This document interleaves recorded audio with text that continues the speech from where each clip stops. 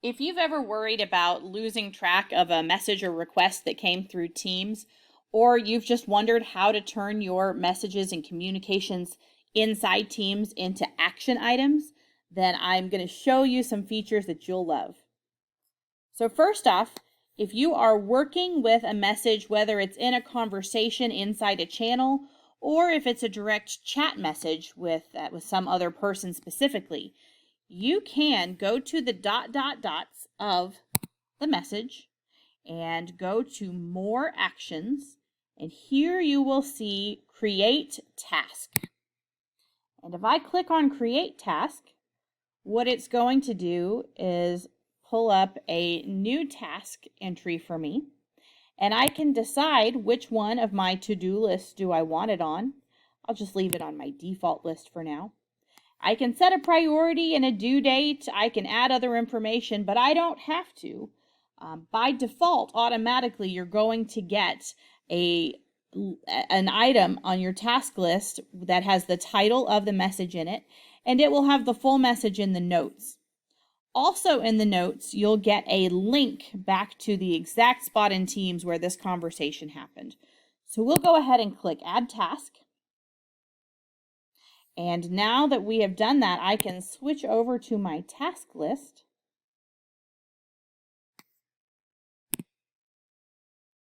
And here in task is the note that we just made. So now I have an item on my to-do list that shows the information here.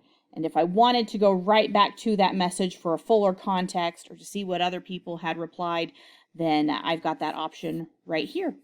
So now it's on my list for later, and I can prioritize that appropriately. Similarly, if I am in a message here inside of a meeting, then I have the option of going to my dots and the more actions and creating a poll. So maybe something someone posted left you with a question or a decision point, and you want to get input from the group.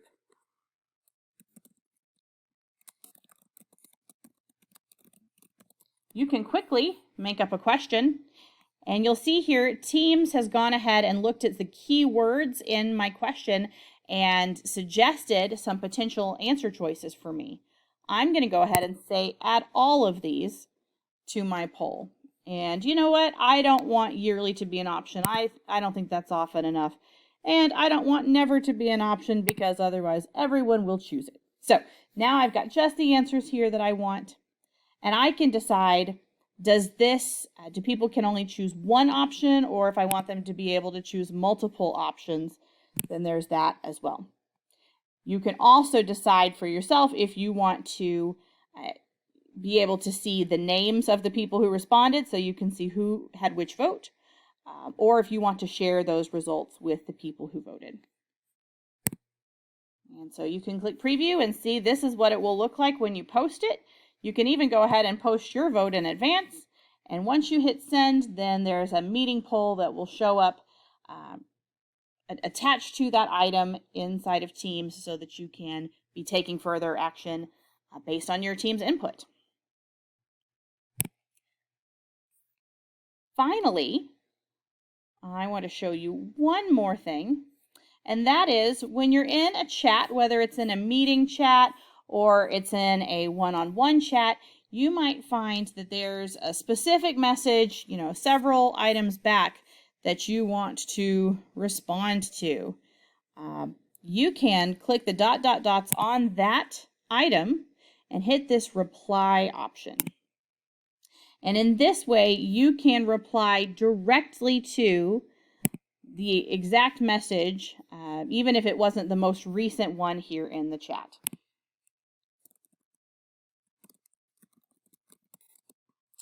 And that way people will know exactly which message your message is referring to. This is really helpful, especially in a group chat, or if maybe you've missed a message, from yesterday and you're just catching up or something like that. So there's 3 options to help take those messages and requests that come in through Teams and turn them into action items. I hope that's helpful for you.